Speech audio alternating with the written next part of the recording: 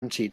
Now, this guy came on and started bullshitting Twitter about get out of gold, get out of gold, get out of gold, and he got attacked.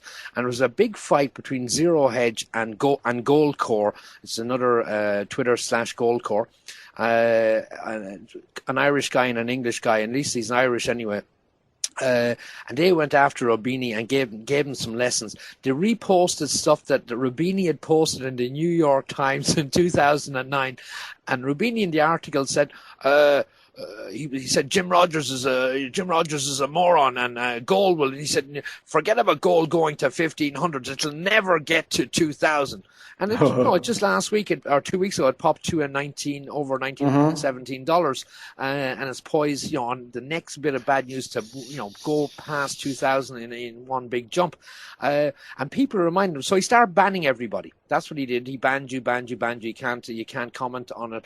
And we caught him that day and humiliated him. But he is the biggest scammer of deflation, of Jewish monetary system, Rothschild monetary system, that are being divulged and sent out around the world. People aren't considering all the problems. If it's going from Greece to Ireland, the countries are still going. If we didn't have this debt, just say we don't have it. Get rid of it. Yeah. And this is what need to happen. We need to go after. I'm done. Looking after every crime that every Jew has done and researched them and all that stuff. I'm done with that. Concentrating with the time, my research time, has got to do with the central banking system and what we can do to take it down. The most important thing is take it down. Take it down and have an understanding and have some people that are trustworthy people that could come in, and I'm not saying Ron Paul. I'm definitely not saying fuck Ron Paul. No way, Ron Paul. Lying son of a bitch, man. He took our fucking money and peed in our faces. I mean, this guy's a Freemason. Even Scorpio. Yeah, Scorpio's like a Freemason researcher like me. He went to the fucking, the Supreme Lodge of the 33rd degree. He saw the motherfucker's picture on the wall of all the 33rd degree Freemasons. Anybody who says Ron Paul's not a Freemason is a lying son of a bigger fucking liar than Ron Paul, man. It's fucking obvious, man, to me, man. I'm sorry, this kind of issue makes me fucking pissed off because, man, remember that one thing that really, fucking made me go crazy, made you even go crazier, when he, denied 9/11 truthers, and then before that, he was begging that he got all his fucking money from him, man. Millions of fucking dollars, dude. I mean, what the fuck? I mean, this guy's a piece of fucking shit. And of course, fucking Alex Shabazz Goyam Jones is still supporting his stupid ass. I mean, if anybody talks about fucking Ron Paul, man, that's one of the things makes me go crazy and shit. Try keep a hold there, Joe, on the F in there, as this is a family show and it'll be broadcasted around. So cut out the bad language there, unless it's an absolute obvious must-say comment. We're coming up on 9/11. Very shortly. The BBC are bringing out a new documentary. How do I know that? Because I follow Twitter and I'm still well read. I follow a lot of things. I've been starting reposting. I've really read a lot. I've been reading a lot, and I came across a kind of sub story I got from Twitter, followed the link, and then I don't know, something caught my eye and I followed on to another link, and it brought me to a little website, and I'll read the following. Money Power. In 1962, Omni Publications, a distributor of the Protocols of the Elders of Zion, reprinted an earlier attack on the Federal Reserve called The Truth About the Slump, written in 1931 by A.N. Nelson Field. And of course, I went back and checked it, and the book is online and you can get it. And what he said in the book was the money powers that rule the world today, and this is 1931, the money powers that rule the world today is centered in the hands of individuals of a particular race and creed. Field labeled the founding of the American Federal Reserve as the point that the United States was enslaved under German Jewish engine of control. Now, where would I read something like that? Oh, on the ADL website. Oh, there you go. They're a good source. Oh, yeah. So this guy Fields is well worth checking out. We get a copy up on TiU. Someone will post it up there. The Truth About the Slump in 1931, 2 years after the crash of 1929. some people knew at the time it was the Jews. Not, they didn't have Twitter and they didn't have all the research like having the interweb and the internet and whatever. Inner tubes. Inner tubes and all sorts of gadgets and gizmos and iPhones and iTunes and this and that. And people know, and that's, bring it back into Twitter.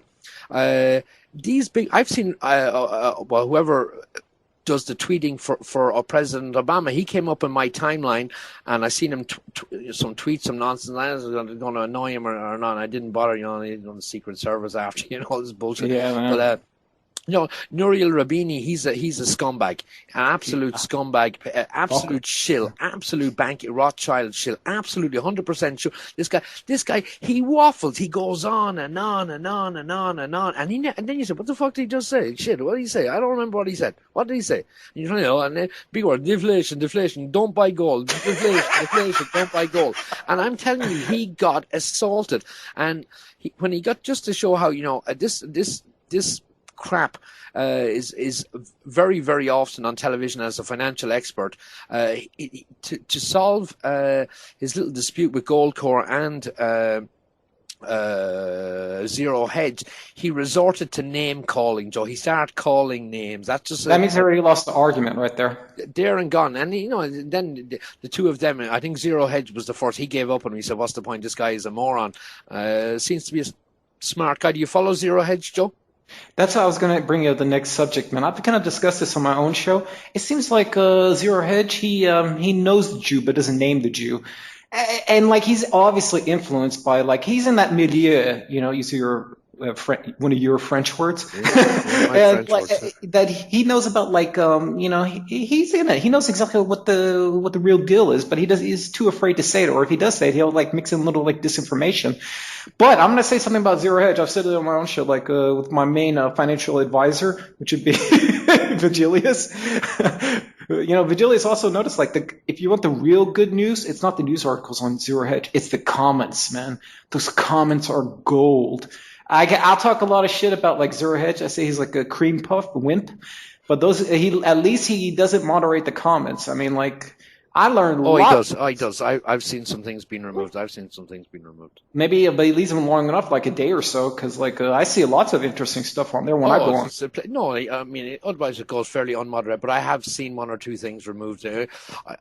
The comments, sometimes I follow them. More for his, but I think people just, bring it back to Twitter. People think, if you go and look at Zero Hedge website, you might go and look at 5 times a day and there's always, a bunch of new articles on it.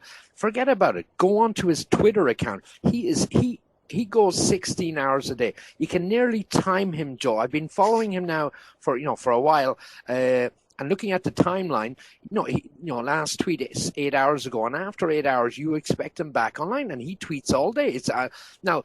I did a bit of research on this guy because I said some of this is crap that he's posted. He's posted some crap and he's posted some excellent, wonderful work, wonderful. And I don't know, it's not research that he does. It's instant news. He gets it before he tweets stuff before Reuters. Wow. I mean, tweets before Bloomberg.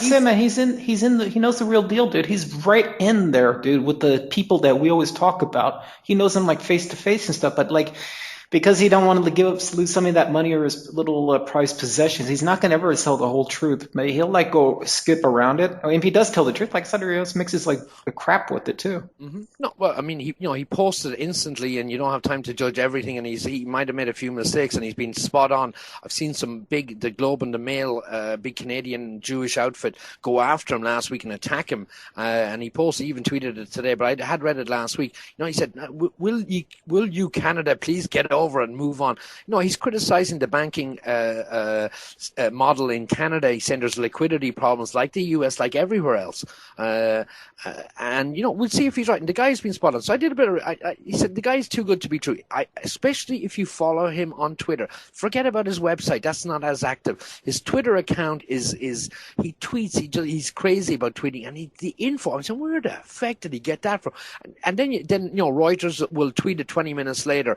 So I know he watches CNBC all day. So he has several screens. One of them is constantly on CNBC. That is guaranteed. Because if you follow him on the timeline and you're watching CNBC, like I sometimes do on the over the net, he'll make comments common specific situation. So he's watching CNBC, but he has information before Reuters. So I went in a little bit of digging into this guy. So what I came up with, there's not much about him, Joe. We've one audio. We have, apparently he's Bulgarian, at least according to a Bulgarian forum that I'd been reading. They have a name for him. I forget the name he has, unpronounceable.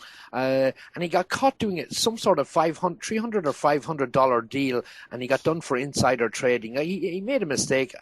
He's obviously a very, very bright guy. I'd love to know where he worked beforehand, why they got rid of him. You know what? Maybe the story of him being done for insider trading is bullshit, and he was actually knew from working on the inside that the whole system was screwed. Now that's what I'm tending to go with, and they got rid of him. And he's on a vendetta. I mean, he posts about everyone that shouldn't be, and he posts about Israel, not as much as I'd like him to do, but he does report stuff. He reports, as I said, on the fly. Boom, it gets in. He gets it. Now where he's getting his sources from is another matter. I'll leave that open to other people. Judging by what he says. He's posted some bullshit, but I give him very high marks on his information, on his interpretation of the information. His website has now gone up to, according to Smith's favorite research website, Alexa, he's up to the under 2,500 biggest site in the world. Yeah, that makes 100%. A blog for a year and this site for the last year, because the guy's information now. I read a few hit pieces on him. The Globe and the Mail, as I said, did a hit piece on him. They weren't the only ones. There were several. And I went to one and I read 100 comments, John. I don't usually, I'll read 100 comments on a post is unbelievable. And I was on the Post and Mail one. I read 99 comments, I think, and then you go on to the next page. And 99 of them were positive on zero hedge and telling the guy, basically, go, screw yourself. This guy, if he said there's some smoke here with the Canadian banks, take it to the bank that there is a problem. And he said, I don't own any stocks whatsoever, and I'm not going to buy any stocks or anything like that. But people, he's up to 2,500 in the world. Let me just, while we check that. No, I believe you, man, because the zero hedge place is one of the best places you can find information. But I differ with Ognir. I think the comments are much more important. Hey,